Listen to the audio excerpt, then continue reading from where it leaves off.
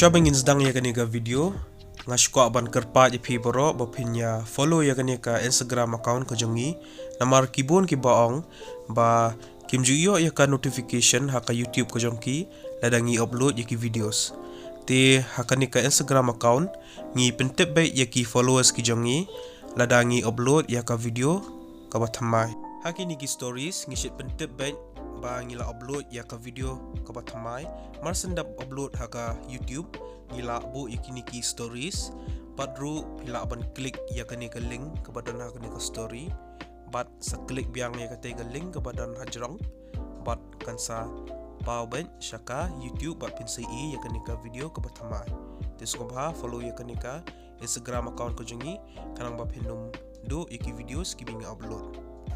Sashi sempat ngi penang subhai pi boro syakane ka channel ko jongi bat hakane ka video min pe yakini ki post ki benang sulat thamai hapo Meghalaya. Yakini ki post apalat daka Meghalaya watershed cell mentau benai arajar apo ar ki keteng jongi ki post ki longkom ni technical expert accountant bat ka data entry operator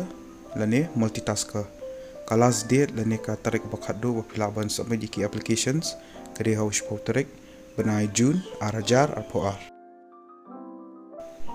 Ya ka post technical expert ke balai kawe ka salary lane ka tolap kade lai po hajar hakshi benai ke educational qualification kolong komne ladi ban pendap ya ka MSc haka agriculture lane horticulture lane BTech civil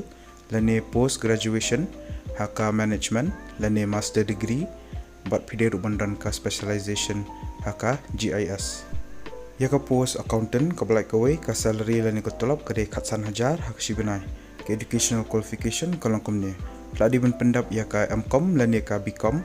bat kin I preference bahai gitu badan ya ka experience haka tali bat pide rubandan ka experience haka accounting. Ya ka post data entry operator lani multitasker ka balai kawe ka salary lani ko tolap kade khatar hajar hakshi benai ke educational qualification kolong komne ladi ban pendap ya ka graduation haka nugo disiplin bat pide rubandan ka diploma haka computer application pide ruban nang bah ya ka Microsoft Office kin kam I preference gitu ba don ya ka jingnang haka statistical software typing skills